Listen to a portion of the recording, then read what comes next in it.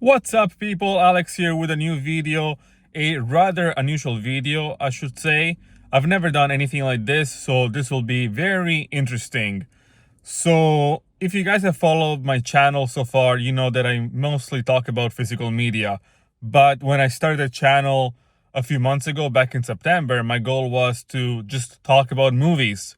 So this is gonna be the first time that I'll be getting the chance to talk about movies, one movie in particular, without actually delving into the world of physical media.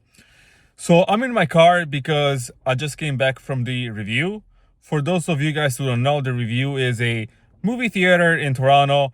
I think it's the oldest one. I think it's been around for about 100 years, something like that, give or take, but that's a story for a different day. And anyhow, the movie that I just came back from watching is One Battle After Another One, or something like that. I think that's what it is. I just call it OBAA, and that is a Paul Thomas Anderson movie from 2025, starring Leonardo DiCaprio, Regina Hall, Chris Penn. I think that's Chris Penn or Sean Penn. I always get the two brothers mixed up every once in a while. And so many other great actors, honestly speaking. So this was my first time watching the movie. I have never seen this movie before. I've only seen the trailers, but unfortunately I missed it last year because I was out of the country and I didn't get a chance to watch it until now. I don't know if I don't have the 4K, and since the movie here was showing it on 70 millimeter, I decided to, take the chance and check it out. And I'm very glad that I did so because I ended up enjoying the movie a lot. I have to say though, it's not a flawless movie, at least in my opinion. He gets high reviews everywhere, especially on Letterboxd and Rotten Tomatoes and those sites like that. And I think I agree with everything that, I think I agree that the movie is great. But the one thing that I didn't like about the movie so much was I think it just was a little bit too long, a little bit dragged. I think they could have cut out easily like 10, 20 minutes, maybe even a little bit more than that. But other than the runtime, which at the end of the day, like it didn't feel like so bad after all, I think they could have also like have better shots. I've only seen one movie from PTA before, which is Magnolia. So that's my only reference point that I have. And I have to say, I was expecting better shots. I mean, there was some great camera work and some great sequences, but I think I was expecting a little bit, a pinch tiny bit more. But other than that, I don't have any real criticism. And even this one is, I wouldn't say that it's a real harsh criticism. I think overall, it's easily a 4 or a 4.5 out of 5. And yes, I've had a lot of fun watching it. The first hour, it felt a little bit slow, in my opinion. But about an hour, 45 minutes in, I think it picked up the pace really good. And I became much more interested and involved in the story. I have to say there was a great mix of, actions. But for me, what actually made it was the comic relief, which I think it was very well done. Maybe a little bit too much here and there, but overall, I think, at least for me, the comic relief was a saving grace of the movie. And I think the actors were just natural born killers when it came to acting the way that they did. I think Penn was the best actor out of the entire cast, in my opinion, even better than Leo DiCaprio. The girl, the daughter, I apologize, I forget her name right now. I don't know the name of the actress, but she did an insane job as well. And I'm hoping to see her in more projects. I don't know what other movie she's been in, so I'm gonna have to do some more homework. And a big surprise for me was Regina Hall. Regina Hall, I only know her from Scary Movie, so I just know from comedies. I don't know her from anything else.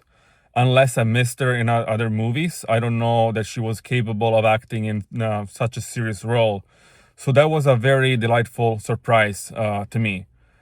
Other than that, Leo DiCaprio, I think, killed it as usual. And I think Benicio del Toro was also like a great, a great cast member. I haven't seen him in many movies, but I know he's a great actor overall. I think the only movie that I might have seen him was in The Wolfman, the one from 2011, which I like it quite a bit, but a lot of people out there online, they don't seem to like it as much. That's another actor that I still have to do some homework. And yes, and other than that, I really like the way that PTA directed the movie. I'm a big fan of Magnolia, and this is only my second watch from him. And I gotta say, both time I've been very satisfied with his movies. And I'm really looking forward to discover more of his filmography with Punch Drunk Love, like I said earlier, I think, and Boogie Nights and things like that. I know those have great 4K masters, Blu-rays that I can buy, so I'll probably check them out this way. Will I buy this movie on Blu-ray? Maybe. I don't know yet. I think eventually I might if the price is right. I've heard good, well, not good, but mixed feelings about the Blu-ray release that we currently have, at least in North America. If I'm not mistaken, it's missing the IMAX scenes. Although, if I remember correctly, those are present in the European version, the Italian version, but I could be wrong about that. And other than that, people complain that it's very bare bone. It doesn't have any special features, just just the movie, which I'm kind of okay with, but maybe not in this case, because I think it would have been nice to have some of the behind the scenes. I think this is one of the movies that probably deserves it the most, and I would have probably watched maybe not all the behind the scenes, but some of them. So who knows, maybe looking forward in the future we'll have a better release, and if we ever do, I might actually consider buying buying this one. If I'm not mistaken, later in the year we're getting a steelbook for this movie, so maybe to do something different for it. But this one is definitely worth it of the Criterion collection. I'm not a big Criterion head, but I can see this one making it to the collection one day, and I know Criterion will not let us down with, the extras and that kind of stuff. I know I'm very late to the party, so you probably have already watched the movie or you know something a little bit. But if you haven't done so already, maybe you want to skip ahead this part, or maybe you want to stick around with a little bit of the story or a little bit of the spoilers ahead. So you guys know, if you've been following the channel, I'm not the best person at explaining movies, but I'll try my best and I hope to get better at it. The movie is basically about Leonardo DiCaprio's character, which I believe his name is Bob or Rob. He is part of a revolutionary group, network of people. And long story short, he ends up with his child. The mom is out of the picture after a little while. And it's basically, Leo with his daughter trying to hide out and stay away, under the radar and away from police. There is one cop that comes back from the past, and he's basically trying to find them.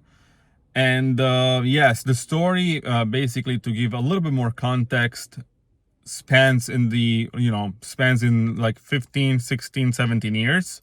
So the movie doesn't happen, the movie happens in a very long amount of time.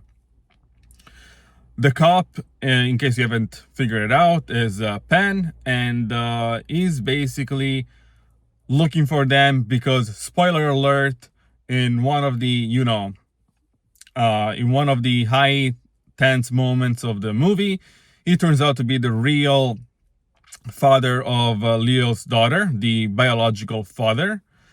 And the main reason that he goes after them after this many years is because, he's trying to be part of some sort of like white supremacist group, but he needs to hide the fact that he had an interracial relationship. So that's basically the gist of the movie. I know that I've probably done a terrible job at explaining it. I know that there's better YouTubers out there that are probably good at talking about it, but I have to agree with that. And if I haven't sold you on the movie, I think the only way that, that I can sell you on the movie is just for you to go ahead and watch it, because I think you will appreciate it for many, many reasons. Thank you for watching. I really appreciate your support.